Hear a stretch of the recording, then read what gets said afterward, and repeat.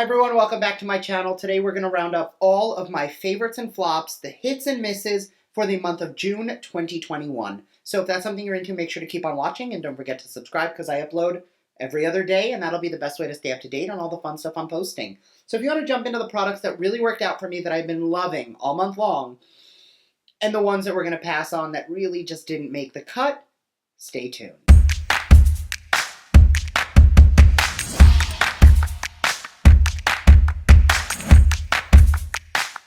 So first, obviously, I am still loving the Beauty For Real Golden Hour palette. It is what I used today. I actually did this look on live with Vividly Kathy over on Instagram, and she and I both used this palette to do very different looks. Hers was light and ethereal and pink. Mine was very grungy and blue, but I love how well this palette works. It is super versatile, works beautifully on all skin tones, and yeah, definitely a win for me. You can use the code BRETT20 to save 20% off. But this palette is hands down like one of my staples. It now officially lives right here, right in front of my computer, right next to me at all times, because I find like no matter what I'm doing, there's just a little bit of a color in there that I keep going towards. It is both neutral with a little bit of a pop of color. It just is super versatile and I love it. I do have a second eyeshadow palette this month. This came from my Boxy Luxe box this month, I believe. It might have been premium, but it is the Ciate London I'm a Woman, What's Your Superpower palette. I've used this a handful of times, and I love how it performs. It is just the perfect neutral mauve-y tone palette, which is like my total vibe. You know I love like soft pinks and these really beautiful tones. Obviously, you know, for today being a bright blue look. Definitely an amazing palette. I love that it came in a box because obviously who wants to pay retail when you can get it in a BoxyCharm box? So definitely a win for me. Also out of that same box was these are empty because I've finished them already, but this is the One Size Secure the Blur Hydrating Under Eye Patches. Again, there's no more. I used them up. It was a 6-pack. They are massive. Like it was my entire cheekbone and under eye. I love how big the under eye patches are. I did use them on camera in my review, so you already know I like them. I did not expect to use them all in 1 month. Like, I expected, yeah, I'll use them once a week. I don't really need them. But every time I sat down to do my makeup, I was like, yeah, I could just pop these on and my under eyes look so much better. And I didn't use it today because I'm out and I feel like I need to go get more because I'm seeing some lines that I'm not loving. So definitely a great product and you will be seeing me use these again. I did want to give an honorable mention shout out to the Urban Decay 24/7 liners in the shade Goddess, which is a dark blue, and the Night King, which was from the limited edition Game of Thrones collaboration. I used them today, and I've been using these anytime I do a blue look, just because I find it really gives me a nice pop, and it wears beautifully. So I did forget to mention that when I was talking about the Golden Hour palette, because Infinite, the blue shade in the palette, works really well with these liners. Out of my Ipsy, this is from Farrah Brushes. It is the Powder and Go Set powder brush. I have been using this for bronzer and contour, and I've been loving it lately. I've been really enjoying the Jouer Bronzer Duo because it's 2 different shades, but no matter what bronzer I use, I take a dark shade on the smaller brush, and I just, really small circular motions around the cheekbone, then a lighter color on the big side, and I just blend it out, and I find that my bronzer has looked so much more precise lately, and it just feels very airbrushed, looks beautiful on the skin, and it's not just with the Jouer bronzer, which I am loving that one, but even when I go into bronzers I've used a million times, I find using this brush for bronzer has become a new staple. So even though it's a powder brush, this is something that if you did get in your Ipsy, you will love for bronzer and contour. I'm going to go into the flops and then come back to more favorites because you know I don't like ending on the negative stuff. I used the Natasha Denona Transfer Matte Pore Vanishing Matte Foundation, and I did not like it. First off, the color was too light for me, and I did use this on camera, so you all saw it.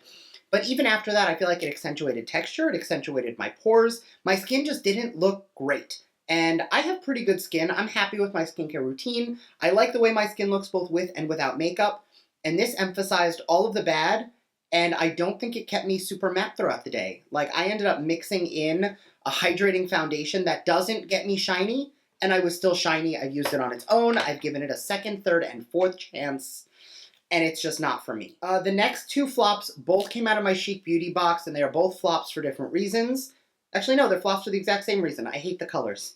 The formulas were nice, but the Tarte Rainforest of the Sea lipstick and the Milk Makeup Lip Metal, this purple was just not a color that I feel should be worn on the lips, like, for anyone. I don't think this is a color I like.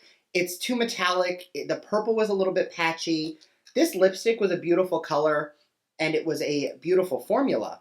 But on my lip color, it didn't work. I would have needed to line with such a dark liner and taken the smallest amount of this to make it work. On paper, it looks like it would be a beautiful nude tone for me, but honestly, it did not work. It was way too pale of a nude for my lip color. And then out of BoxyCharm, this is the Floss Cream Lip and Cheek Duo.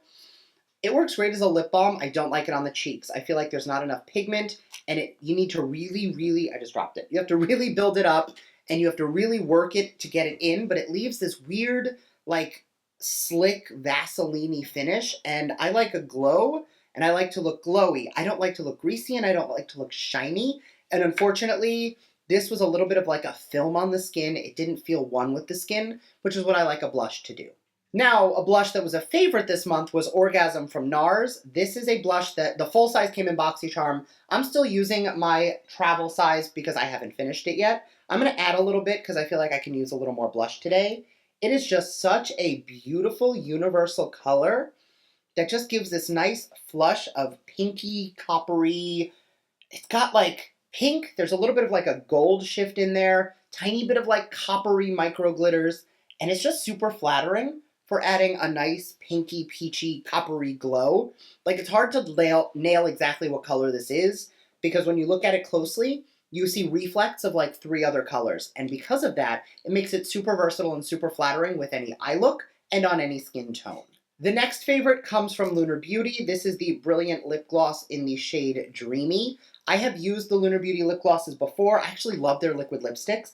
I keep Witch Bitch, the red, right here on my vanity at all times, because this is like my perfect red, because it's not too cool tone that it looks too blue, but it is not too warm that it makes me look like I'm wearing orange, and I like more of a cool red, but the gloss is so pretty.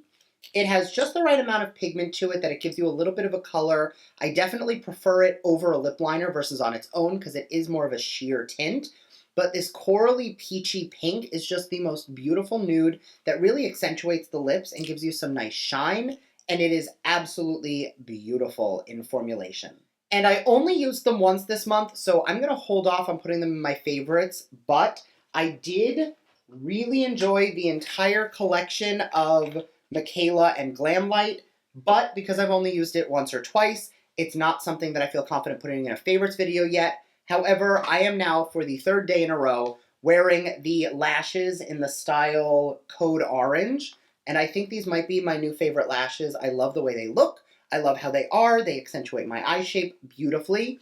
This is the product that this month I've used enough to be able to say amazing lashes that I'm officially obsessed with. But because I haven't given the others the true time test, I'm going to hold off on calling those a favorite for the month and just say that they are awesome. I will link a review of them up above. And if you want to know if I'm really loving them and like they've become ride or die, I will probably talk about them in next month's favorites video. And let me know down below if you want more tutorials out of the palette, because I only filmed one so far and it was very purpley, but obviously there's a lot more to this palette than just purple. So let me know if that is something you want to see. And those are this month's favorites and flops. Let me know your thoughts down below. What are you loving? That is a way that I am, able to decide what I want to review in the next month. And I love your recommendations of things I should be keeping an eye out on, what I should be trying. Let me know down below as always, and I will see you all in my next video. Bye!